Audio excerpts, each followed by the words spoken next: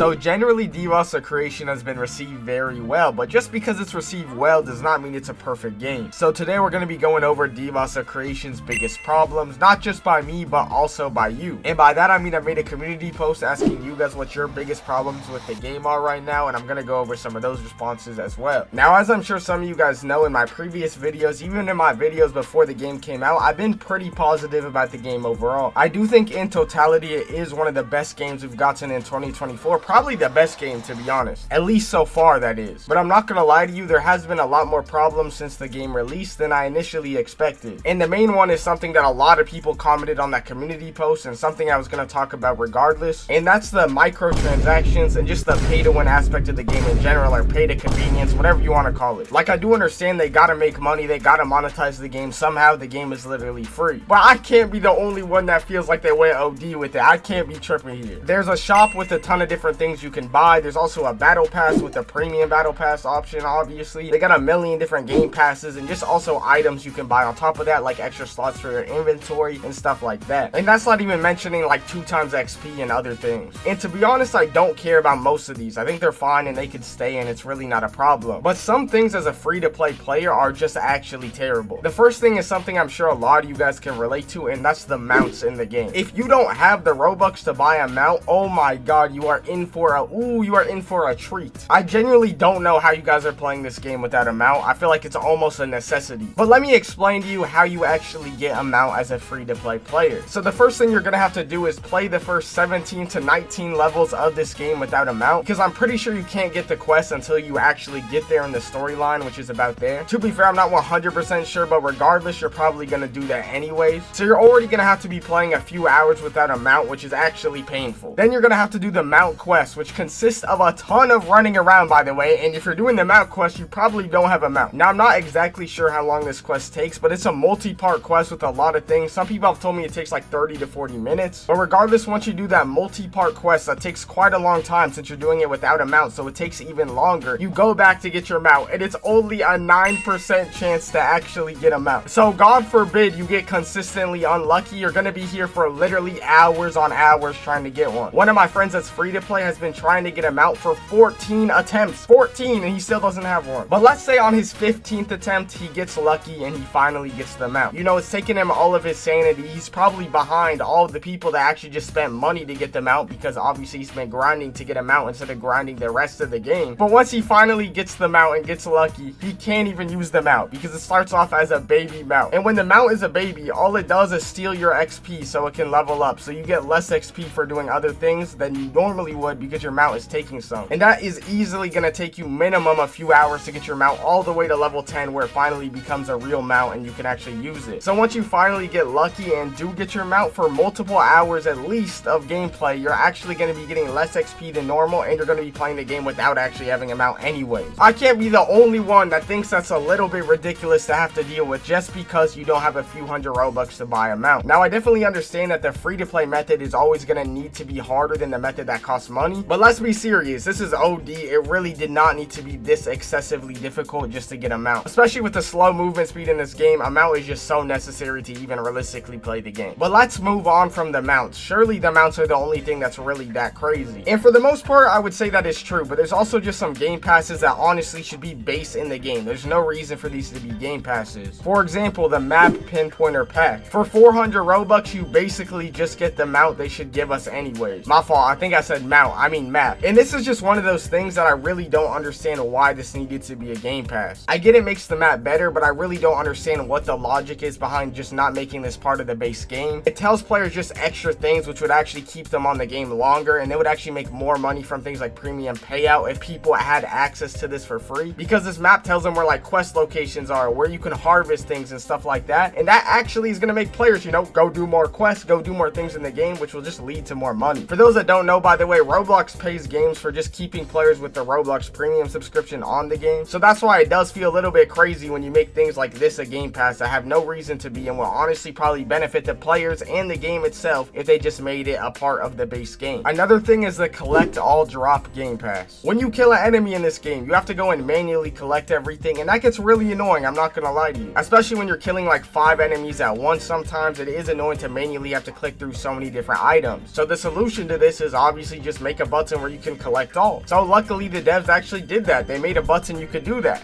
for 200 Robux. You cannot get this for free. For whatever reason, this is a game pass. And I just realized all this pay to win stuff I've been mentioning this whole time, I didn't even include the trait system, which is basically the equivalent of like a clan system if you play games like Project Slaves, where basically you just spend to get extra buffs. And honestly, I think this system is fine. I don't really have a problem with it. The only reason I'm bringing it up is to put in context how they have other means of monetization already in the game, but for whatever reason, they still felt the need to put these OD extra monetization features as well. I don't want this to come across like I'm hating on the game, because like I said, I genuinely believe this is one of the best games we have on the platform right now. But I just feel like they made some unnecessary problems for the game that really don't need to be there, and is stopping the game from really reaching its full potential. But the next thing is from the community post, and it's also something very simple that I don't know why it's not a thing. And it's basically the fact that there's no respawn points in the game. For whatever reason, you always respawn at the same spot. So max level players and level 1 players are literally respawning at the start of the game. They already have these crystals which you can use the TP to, so I don't really understand why you can't set your spawn point there, or why there's not some other way to set your spawn point. Also, speaking of those crystals, for whatever reason, some of the crystals, once you TP to, you can't TP back. I don't really know why that's a thing as well. Like, some of the crystals have an NPC there, which is how you TP back, and some of them just don't for whatever reason, so you're just stuck there once you TP there. I don't really know why. But not the biggest deal in the world by any means. I just thought I'd mention it because it's on topic, I guess. And something I'm surprised people are already mentioning is the next thing, and it's quote-unquote the god-awful progression past level 22. Now, this is something I wish I would have known about before release, so I could have actually said something about it, basically. But our XP was actually boosted, and we had barely any time to play the game, so I really didn't actually get to experience some of the same problems we're seeing now. But for those that haven't hit level 22, you probably don't know what he means. But once you get to about level 22, you get this quest to kill this boss, and you can't progress in the main storyline until you beat this boss. So unless you know how to cheese the boss, or you have a bunch of friends, you're basically cooked and gonna be stuck grinding bandits until you're about level 30, where you can go and solo the boss yourself. And even then, it's not the easiest thing to solo because it can still one-shot you. Now, once you finally get past that part, I feel like the progression goes back to pretty much normal. It's